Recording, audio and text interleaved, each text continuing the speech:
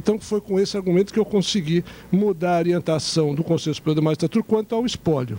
Quanto ao condomínio, infelizmente, não, e continuamos na estaca zero. Quer dizer, nessa questão da aplicação da hermenêutica que se aplicava e o tribunal aceitou.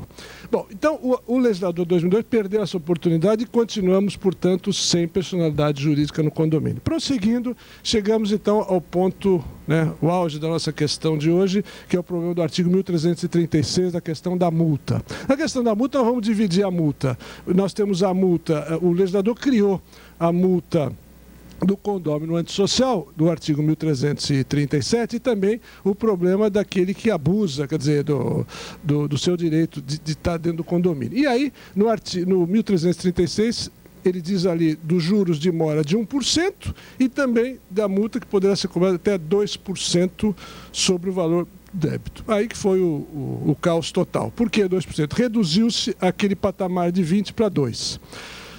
Sustentei eu em vários artigos na Tribuna do Direito, né, depois o Dr. Nelson escreveu 2 meses depois, dando razão, inclusive, para a questão do ato negocial. Sustento o Dr. Nelson, que não se trata de ordem pública.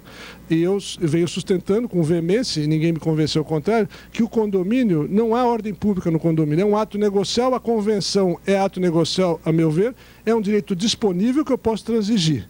Recapitulemos um pouco. O que é a transação? O que é direito disponível? O Código Civil, o de 16 e o de 2002, tinha uma regra que dizia o seguinte, que eu posso transigir sobre bens patrimoniais de caráter privado. Ao contrário, o censo eu não posso transigir sobre direito indisponível. Eu não posso transigir sobre alimentos, sobre investigação de paternidade, sobre ordem de vocação hereditária, não posso transigir sobre regime de bens de casamento. Não posso. Mas eu posso transigir sobre ato negocial. Tanto que eu posso transigir que eu altero a convenção com 2/3. Ora, se eu com 2/3 eu aprovo a convenção, e é interessante notar, senhores, que muita gente não conhece, às vezes não percebe a língua portuguesa. Não, tem que aprovar a convenção numa assembleia. Mas que assembleia? Não existe o condomínio, eu não preciso de uma assembleia para aprovar a convenção. A convenção se aprova com 2/3. Depois que o condomínio estiver construído, é que eu vou ter condomínio construído. Aí vou convocar a assembleia. Convocar a assembleia do que não existe. Assembleia do nada. Então, a primeira convenção tem que ser feita por 2/3. Não tem nada de assembleia. Que assembleia de constituição de condomínio? Não. A assembleia será constituída depois, quando ela vai se reunir, a ordinária, extraordinária, etc, etc. Então, na realidade, essa questão da multa, a meu ver, era ato negocial, e eu vinha sustentando e com isso dividimos o Tribunal de Alçada de São Paulo. Hoje o Tribunal de Alçada está literalmente dividido. Eu, nesse meu livro, trago aqui algumas decisões, como é livro, e eu sou muito ético, eu coloquei as duas posições, não coloquei só a minha, mas o Tribunal de Alçada está dividido. Metade, justinho, metade entende que é a ordem pública e a outra metade entende que é ato jurídico perfeito, que respeita as convenções dos prédios existentes pela Lei de 64. Então, o argumento, bom, mas então não vai se aplicar nada, porque os prédios todos geralmente estão aprovados, as convenções estão aprovadas anterior a janeiro de 2003. Bom, mas é uma questão de segurança jurídica. E por quê? Porque o Tribunal de Alçada, inclusive uma das câmaras, 11ª, que adotou a minha tese, me citando várias vezes aqui, dizendo o seguinte, realmente, o ato é jurídico perfeito, não se trata de ordem pública, por causa de todos esses motivos que eu já disse aos senhores. É claro que o argumento, a meu ver, melhor do que esse do Tribunal de Alçada, foi do juiz, de um culto juiz da 7ª Vara da Civil do Foro Regional de Santana, o Dr. Antônio Jeová dos Santos, um juiz estudioso, e que no livro dele, Direito Intertemporal, numa sentença que eu transcrevo aqui, ele dá argumentos irrespondíveis, dizendo o seguinte, que é ferir de morte, né, a Constituição e a questão do ato jurídico perfeito. A seu ver, na realidade, não poderia haver retroatividade, quer dizer, a lei da época que foi feito, quer dizer, se a convenção é da lei de 64, aplicar-se a lei de 64. E eu dou um exemplo aos senhores, quer dizer, mal comparando ou já comparando, para os senhores verem a importância dessa matéria que fatalmente chegará ao STJ e ao Supremo Tribunal Federal. E eu vou dar um exemplo gritante. Quando, da entrada em vigor do Código 16, havia no Brasil, era permitido o testamento conjuntivo. Quer dizer, marido e mulher compareciam sobre o testamento, no mesmo ato, mesma escritura, faziam o testamento conjuntivo. E aconteceu no Brasil o seguinte, em 1908, o marido e mulher compareceram perante o tabelião e fizeram o testamento conjuntivo. O Código 16 diz que está proibido no Brasil o testamento conjuntivo. Eles não fizeram o testamento. Ele morreu em 1925 e ela morreu em 1930. Nem bem, os dois morreram. Os herdeiros disseram assim, é nulo esse testamento porque não pode ter testamento no Brasil. A coisa tramitou 15, 20 anos. O Supremo Tribunal Federal, na época não havia o Supremo Tribunal de Justiça, dizia o seguinte, era válido o testamento, porque prevalecia na época as ordenações do reino e era permitido. A época que eles fizeram, tempo regitactum. Quer dizer, a época que eles fizeram o testamento era permitido o testamento conjuntivo. Como é que, de repente, só porque ele morreu, não era obrigado a fazer o testamento? Bom, então, como é que se aplica? É o mesmo caso, quer dizer, com muito mais razão, um condomínio que eu posso alterar com 2/3, né? Posso alterar o condomínio, que eu poderia então dizer o seguinte, não, é ato negocial. É direito disponível? Claro que é direito disponível. Onde está o direito? Então, a meu ver, não é ordem pública, mas, como eu disse aos senhores, o Tribunal de Alçada de São Paulo está dividido, metade entendendo que é ordem pública e outra metade entendendo que é ato jurídico perfeito. Quer dizer, o resultado disso realmente será o Superior Tribunal de Justiça. E agora vamos dizer das consequências dessa multa de 2%, quer dizer, o problema da multa de 2%. Se considerar a insistência de 20%, e é só abrir o Jornal Todo Dia, semana passada o síndico do Copan diz o seguinte, são 1.160 apartamentos, se eu reduzir a multa para 2%, vai aumentar a inadimplência para 35%. Eu transcrevi aqui no meu livro uma tabela da ABIC, né, não tem segredo de Estado nenhum, onde aumentou a inadimplência de novembro de 2002 a agosto de 2003 em 35%. É um cálculo. 35%, aquilo que eu disse no começo da exposição, crônica da morte anunciada. Porque a pessoa vai pagar tudo. Vai pagar o cheque especial, vai pagar o colégio do filho, vai pagar o clube e tal, porque a multa é 10% pelo mês. E não vai pagar o condomínio. No litoral, senhores, a inadimplência chega a 50%. O sujeito não mora lá. Eu pago quando eu for passar minha temporada, eu faço um acordo em 20 vezes, a perder de vista, etc, etc. Com isso, o que está acontecendo? Uma coisa muito simples, aquilo que o próprio Código Civil prevê. Enriquecimento sem causa. É aquilo que Orlando Gomes já lapidarmente dizia. O que é o enriquecimento sem causa? Dá-se enriquecimento sem causa quando há o enriquecimento de alguém, o empobrecimento de outrem, sem nexo causal e sem justa causa.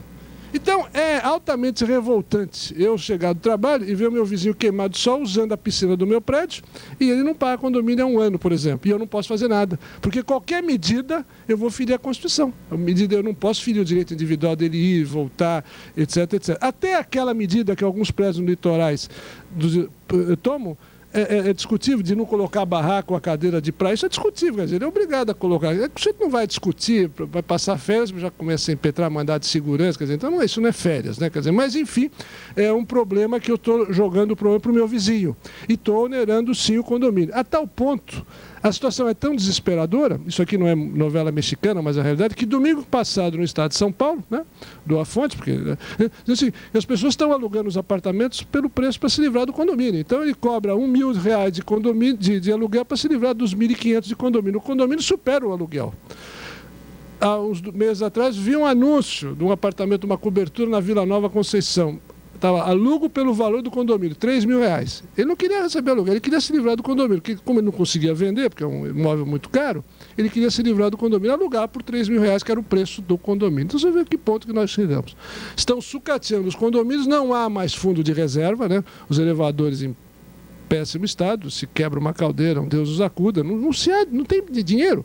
E quando chega no mês de novembro, então, que nós temos o 13º salário, então, dobra-se, né? Então quadriplica-se, né? Porque se é um condomínio de 10 ou 12 unidades, então na realidade eu estou pagando para morar no que é meu. Essa é a grande realidade. Então, criou-se um alçapão, isso é uma armadilha. A pessoa pensa, né, que está se protegendo contra os ladrões lá de fora, só que ele está sendo roubado dentro da própria casa, porque o vizinho dele, né, quer dizer, o inimigo dele, número 1, é o próprio vizinho que não paga o condomínio. Até numa conversa com um juiz do Tribunal de Alçada, né, numa das câmaras, ele falou, olha, eu não quero, nem vou discutir aí a tese jurídica, o fato é que eu estou sentindo no meu bolso a ausência de pagamento dos vizinhos, eu estou colocando 20%, não estou nem questionando, mas estou dando 20%, eu acho imoral, acho isso, etc. Então, ao ponto que chegou essa relação, que desgastou a relação.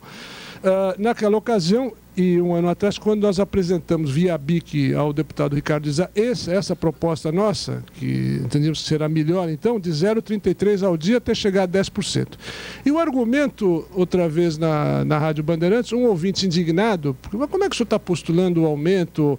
Eu não consigo nem pagar o meu condomínio, o senhor vai colocar em multa. Então eu falei para o senhor, tem que começar a se preocupar em pagar seu condomínio, esqueça a multa, porque o senhor não ia, educadamente, não ia dizer para ele, se o senhor está tendo dificuldade para pagar o condomínio, está na hora de remanejar a sua vida, porque o problema é o condomínio. Esqueça a multa, ele não conseguia pagar o principal, não tem que se preocupar com a multa. Essa é a grande realidade brasileira. Mas prosseguindo nessa questão então da multa, então o legislador que ele fez? No artigo 1336, ele disse da multa e dos 2%. No artigo 1337, então, ele subdividiu o artigo, né? Ele subdividiu dizendo do décuplo da multa, né? Daquilo que era o condômino ou do antissocial, se vocês me permitirem, eu não gosto de ler em palestra, mas não dá para não desvirtuar as palavras do legislador. Então ele disse aqui no 1337 o seguinte: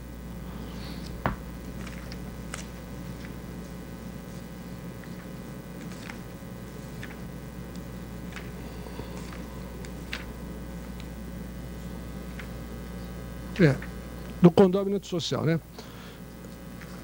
O condômino ou possuidor que não cumpre reiteradamente com seus deveres perante o condomínio poderá, por deliberação de 3/4 dos condôminos restantes, ser constrangido a pagar multa correspondente até o quíntuplo do valor atribuído à contribuição para as despesas condominiais, conforme a gravidade das faltas e a reiteração, independentemente das perdas e danos que se apurem. E o parágrafo único. O condômino ou possuidor que, por seu reiterado comportamento antissocial, gerar incompatibilidade de convivência com os demais condôminos ou possuidores, poderá ser constrangido a pagar multa correspondente ao décuplo do valor atribuído à contribuição para as despesas condominiais até ulterior deliberação da Assembleia. Vocês estão percebendo que no caput exige um quórum absurdo de 3/4 dos condôminos, 75%. Não é fácil conseguir 75% no condomínio. Difícil. 75%. A cinco vezes o valor da contribuição. E aí surge a dúvida, e esse é o argumento de defesa daqueles que defendem os 2%. Não, mas vai cobrar 5 vezes. Só que não é por aqui.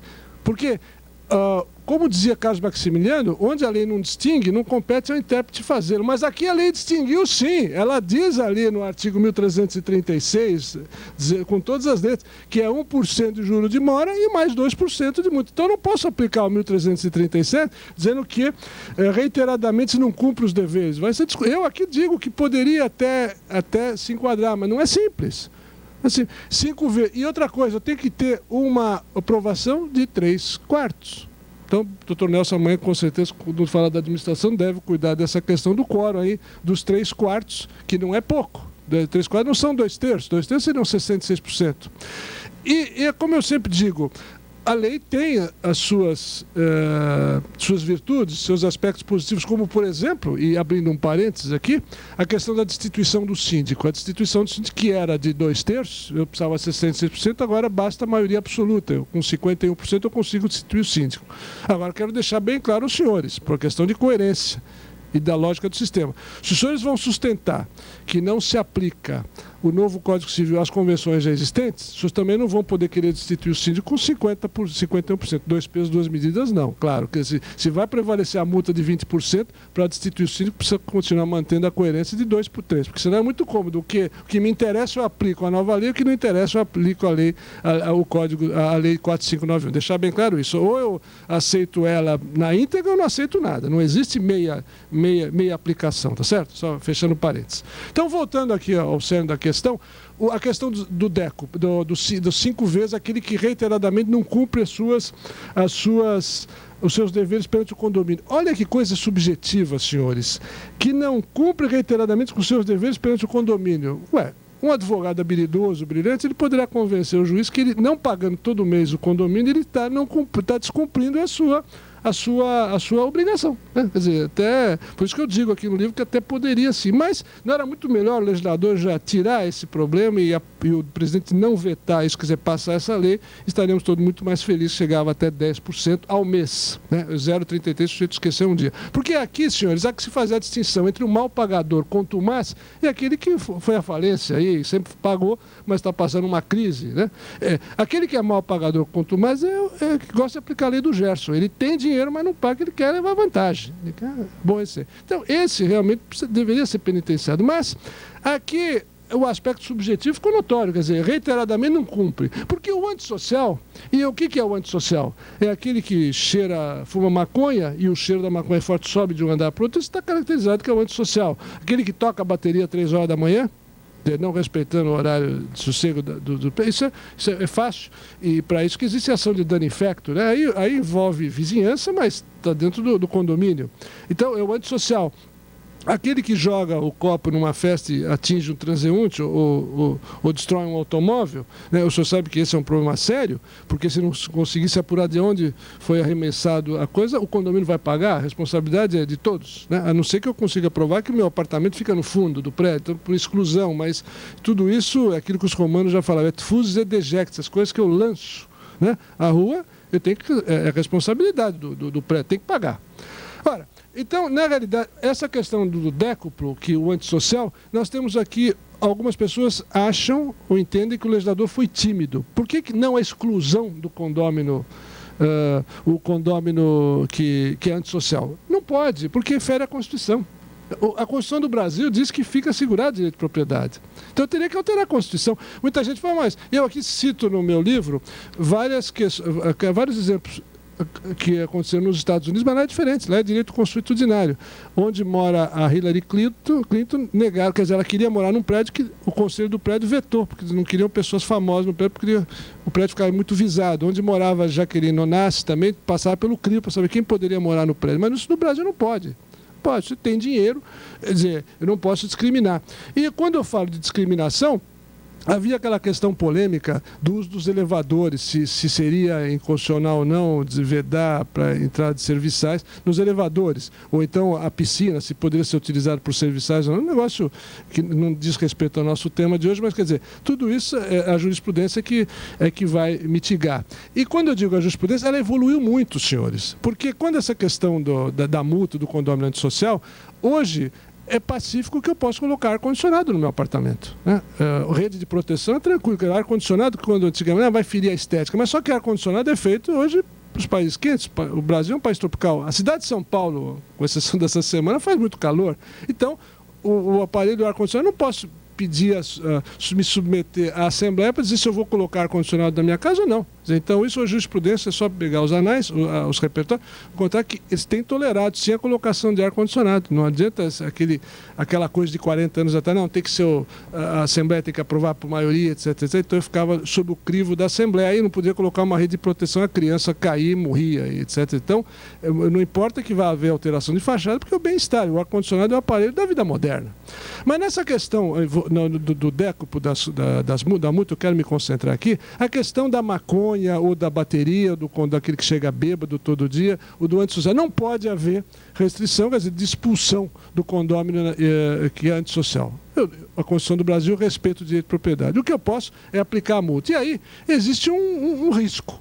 Se for um condomínio muito rico, ele paga a multa e continua fumando a maconha. Um filho de um banqueiro resolve comprar um apartamento num lugar para fumar um baseado, receber os amigos. Ele tem muito dinheiro. Quer dizer, a multa, o condomínio é R$500. Aplica-se a multa de R$5.000, ele paga os 5.000 e continua fumando a maconha. Depois, quer dizer, mas, enfim, tinha que ter uma coisa para intimidar. E de que forma que o legislador colocou? No bolso. Porque nem todo mundo é filho de banqueiro, ou filho de oficial de registro de imóveis, ou filho de oficial de cartório de protesto. Né? Somos todos advogados aqui, então, não falei nada que pudesse comprometer, mas né, somos todos pobres mortais que não sentamos ao lado do Deus Brahma, né? Estamos aqui na esfera de baixo.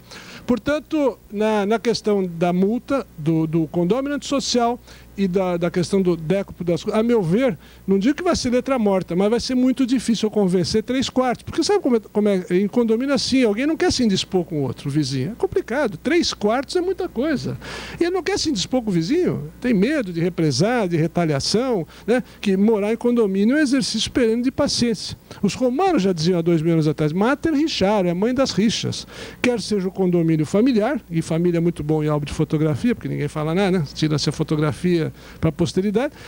Assim, tanto vale para o condomínio familiar como o condomínio edilício, quer dizer, de prédio, de escritórios. Isso sabe que dá, às vezes, até morte, por questões de... O grande problema dos condomínios é o problema de vaga de garagem, né? Quer dizer, já vejo as notícias de jornal, os problemas que existem, questão de vaga de garagem. Então, é um exercício de paciência, sem dúvida, é um exercício de paciência. O que nós temos que minimizar e conseguir esse grau de tolerabilidade para conviver um sobre o outro. Mas na questão, portanto, voltando à questão do décuplo, o que eu queria dizer ao senhor é o seguinte, quer dizer, ainda é muito a lei é muito nova, nós não temos nenhuma decisão, pelo menos que eu tenha conhecimento, acho que o doutor Nelson também não tem, dos que não temos, dessa questão da multa dos 2%, não, isso sim, porque ninguém está pagando condomínio, então as coisas estão acontecendo. Mas nessa questão do condomínio antissocial, eu não conheço nenhuma decisão de tribunal superior, talvez tenha alguma sentença aí perdida de primeiro grau, para saber qual vai ser a orientação e como é que nós vamos chegar nessa questão. O problema do quórum, a meu ver, é intransponível. 3/4 não é brincadeira, é um quórum muito elevado, né?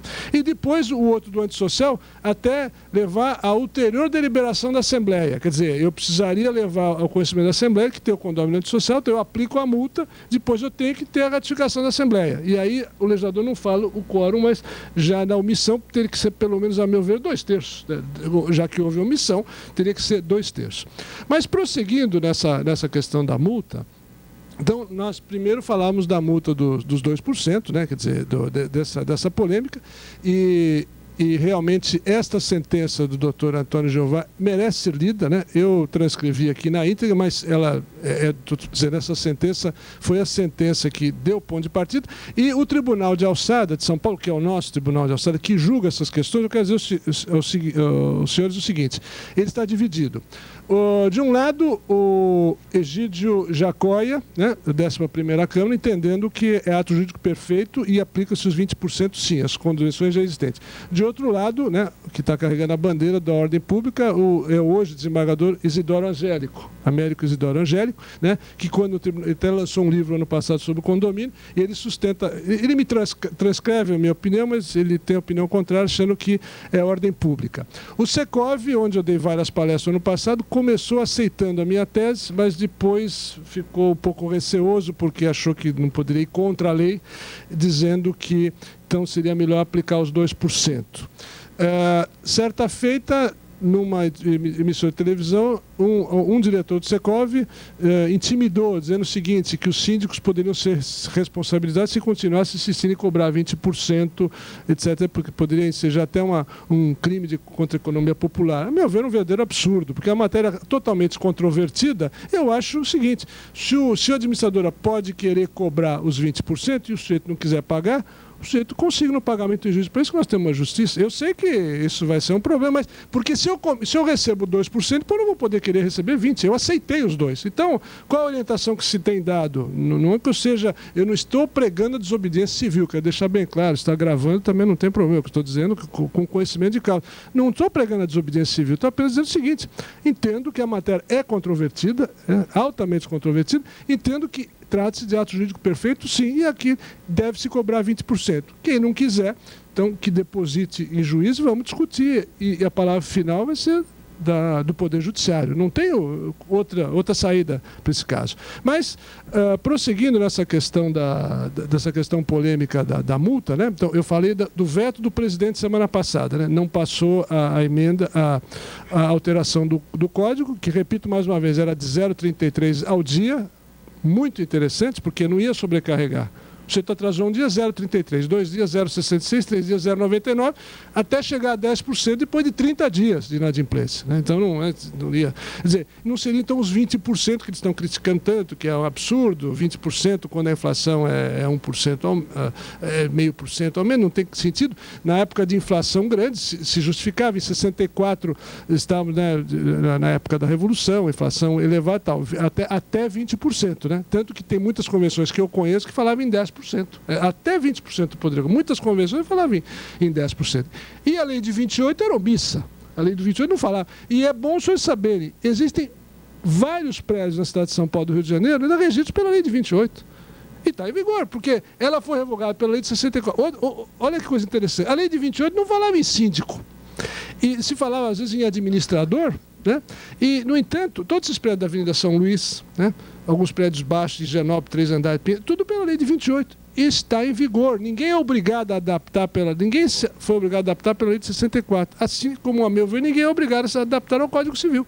Semana passada, vi uma declaração de um administrador que deixou perplexo. Ninguém é obrigado, não é multa. Porque quando ela foi aprovada a convenção, é sob a égide da lei de 64, senão cai por terra toda a nossa tese do ato jurídico perfeito e da segurança do negócio jurídico. Justamente ao contrário que está se dando, né? Essa insegurança. Então, não tem que se precipitar. É claro que se aqueles condôminos que se precipitaram e já alteraram a convenção para 2%, aí se o presidente Lula dizer que é até 10%, aí vai ser 2% mesmo. Evidentemente que não precisa ser nenhum Einstein para descobrir que já mudou, né? Quer dizer, se eu